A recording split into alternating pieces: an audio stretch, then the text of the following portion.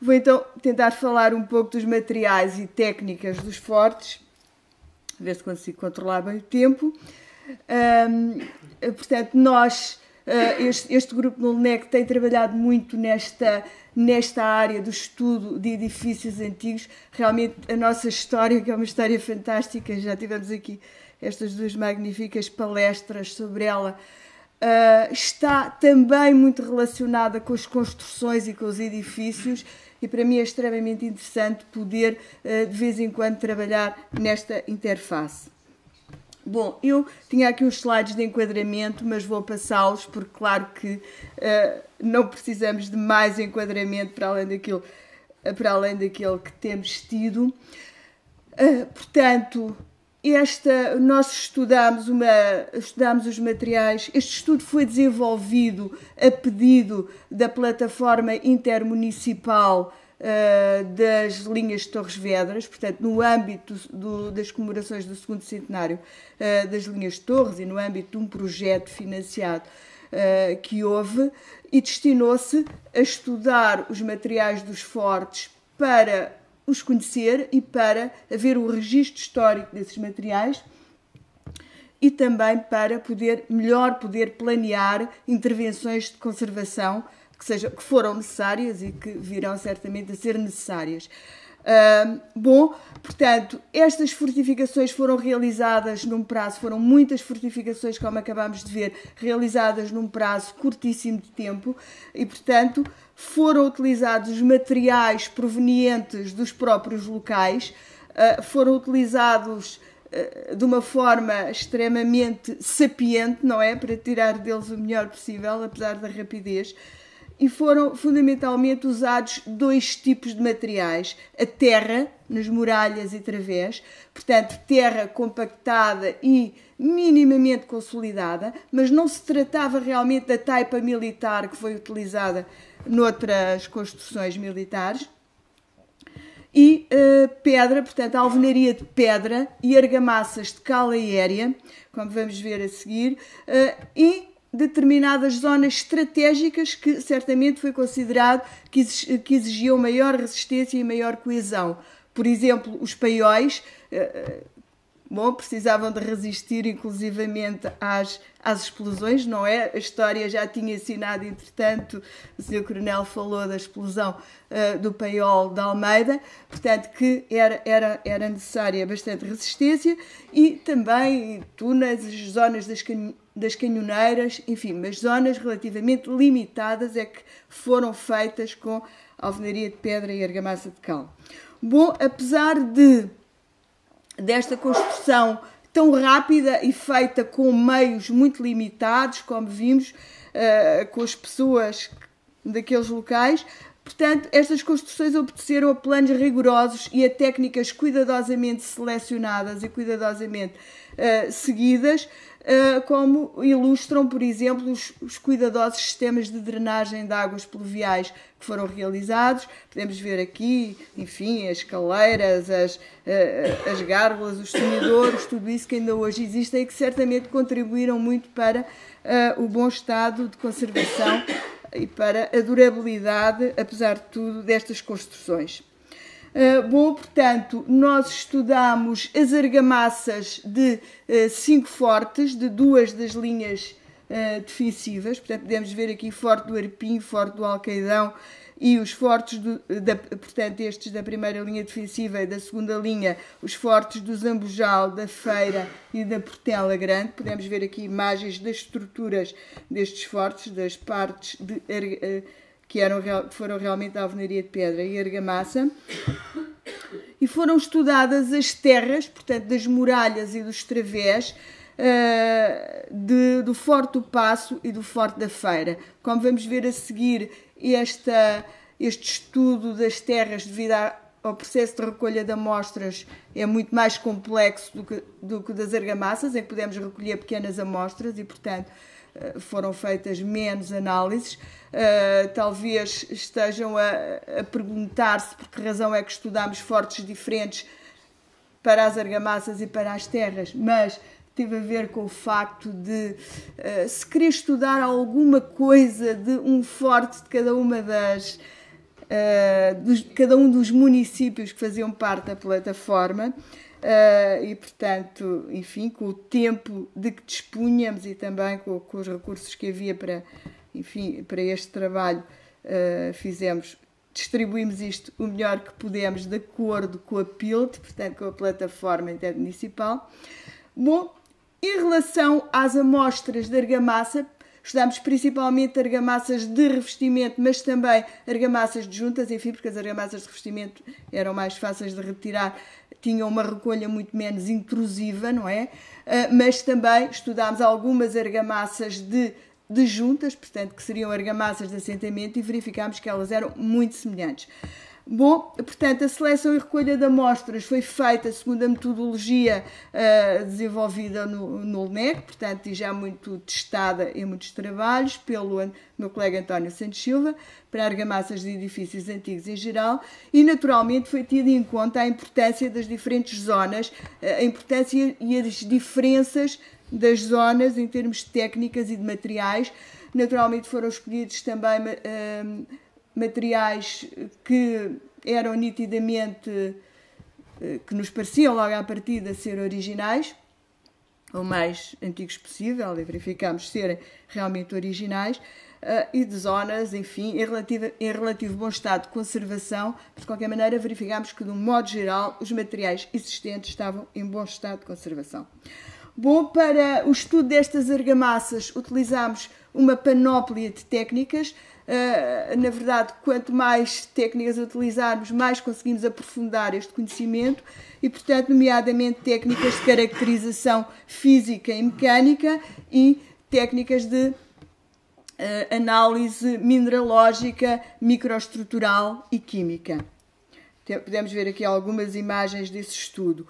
Bom, agora eu tenho aqui uma série de quadros em que se detalha um pouco os resultados destas análises, mas vou só dizer algumas coisas sobre isto. Na verdade, nestes quadros é um pouco o que nós conseguimos observar. Em primeiro lugar, o que observamos, digamos assim, à vista desarmada ou apenas com lupa binocular. Esta técnica da nossa observação, os nossos olhos, é uma técnica absolutamente imprescindível nestes estudos, embora naturalmente pressuponha que já existe uma base de dados acoplada, que é o nosso conhecimento anterior sobre isto. Bom, portanto, podemos ver que estas argamassas, retiradas as duas do paiol, dos paramentos do paiol do Forte do Arpim, podemos ver, por exemplo, que são argamassas de cor clara, portanto, em zona de fratura, o que nos indica que provavelmente serão com base em cal aérea. Podemos ver também os agregados siliciosos subrolados. Podemos ver alguns aspectos importantes, que é nódulos brancos de cal, o que nos mostra que se trata de uma cal artesanal, de fabrico artesanal, e também fragmentos de raízes, fragmentos de carvão. Tudo isso tem a ver com o fabrico artesanal da cal e com o fabrico artesanal daqueles materiais. Portanto, nestas argamassas havia também alguma mistura de terras. Bom, outras destas argamassas... Isto agora não andou? Não. Estava a acontecer a mesma coisa. Desgraça. Que desgraça.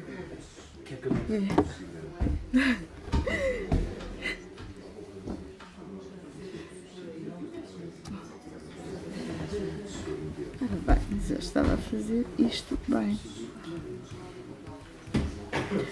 Bom. Outras argamassas tinham uma cor um pouco mais acastanhada e um pouco mais avermelhada, devido a ter a maior mistura de terra argilosa, mas encontramos mais ou menos os mesmos elementos, como podemos ver aqui. Portanto, aqui no Forte da Feira, no Forte da Portela Grande, no Forte do Alcaidão. E, portanto, depois realizámos as tais análises químicas, mineralógicas e microestruturais, e, em resumo, obtivemos a seguinte informação sobre as argamassas. Todas as argamassas apresentam como principal ligante a cal aérea calcítica, obtida por métodos artesanais, e é praticamente o único ligante, como veremos. No entanto, há apenas uma amostra que tem uma pequena quantidade de cal aérea, mas dolomítica, juntamente com a calcítica. As areias usadas são predominantemente siliciosas em todas as argamassas, no entanto nota-se uma fração argilosa na maior parte das amostras também, maiores números do que noutras. Além da areia siliciosa, em alguns casos também se encontrou agregado calcário. As duas amostras do mesmo forte que mostramos ali, embora sendo uma de reboco, uma de revestimento e outra de assentamento, têm composições mineralógicas muito semelhantes e traços também semelhantes, o que indica tratar-se de argamassas da mesma intervenção, neste caso originais, como podemos ver pelos tais elementos que se encontraram, os nódulos de cal e tudo isso que se encontraram nessas argamassas. Aqui podemos ver uma certa quantificação destas composições. Podemos ver que todas elas são à base realmente de cal aérea. Em duas delas, na do Erpim e no Alcaidão, encontramos algum ligante hidráulico, mas concluímos que se tratava de contaminação devido a intervenções posteriores à volta, perto delas, nomeadamente consolidação com cal hidráulica. A proporção de areia siliciosa é bastante diferente, portanto, e temos argila na maior parte das amostras também, como é normal, devido a ter sido juntada à terra. O traço de ligante agregado e massa está ali na última coluna. O que é que significam estes traços? Para nos situarmos um pouco, as argamassas de cal que fazemos hoje em dia, quando precisamos de as fazer, nomeadamente para conservação e reabilitação, utilizam o traço principalmente o chamado traço de Vitrúvio, que é 1:13 em volume e que se traduziria mais ou menos em 1:9 em massa. Portanto, é com esse 1:9 que se calhar temos que comparar estes traços que estão aqui. Podemos ver que a maior parte deles são traços até mais fortes do que estes, mais ricos em cal, excetua-se esta do Forte da Feira, que é 1:15,13 e, portanto, tem uma grande percentagem de agregado, possivelmente devido a ter sido utilizada depois uma terra arenosa na mistura, que aumentou então a tal proporção de agregado. Bom, aqui nestas análises ao microscópio óptico de lâmina delgada, podemos ver a morfologia dos agregados, elas estão todas à mesma escala, portanto podemos ver aqui que nesta argamassa do Alcoidão encontramos agregado muito mais fino, e nesta amostra encontramos também agregado de uma rocha ígnea, de um gabbro. Enfim, portanto, os agregados são diferentes de forte para forte, apesar de serem todos, na sua maioria, siliciosos, como podemos ver aqui. Bom, depois, nas análises ao microscópio eletrónico de varrimento, verificámos que não se encontraram reações de caráter pozolânico entre a cal e os agregados, nem reações de degradação química. Bom, na verdade, nós costumamos encontrar este tipo de reações em argamassas muito antigas, por exemplo, argamassas com, enfim, 500 anos, enfim, depende também do ambiente mais ou menos agressivo. Por exemplo, nos fortes aqui da linha do Tejo encontramos, em argamassas com 300 anos já encontramos este tipo de reações, porque apesar dos agregados serem designados muitas vezes por inertes, eles acabam por reagir a alguma coisa ao longo do tempo. Portanto, isto indica-nos que as argamassas não são muito antigas, mas de facto nós sabemos que elas não poderiam ter mais de 200 anos e, portanto, e o ambiente não é extraordinariamente agressivo. Portanto, está de acordo com esses elementos, com exceção da colonização biológica. E podemos ver aqui nesta foto um micro-organismo ao microscópio eletrónico. Portanto, e colonização biológica encontrou-se bastante, como é normal. Não se detectaram compostos de alteração ou de degradação química nas diferentes amostras. Boa análise granulométrica das areias mostra-nos que a do Forte da Feira é mais grossa que as outras, mas que as outras são todas bastante semelhantes, têm uma curva granulométrica bastante semelhante com uma grande fração fina, inferior a 0,075, devido à utilização de material argiloso. A caracterização física e mecânica mostra-nos estas características em termos, por exemplo, do coeficiente de capilaridade e da resistência mecânica.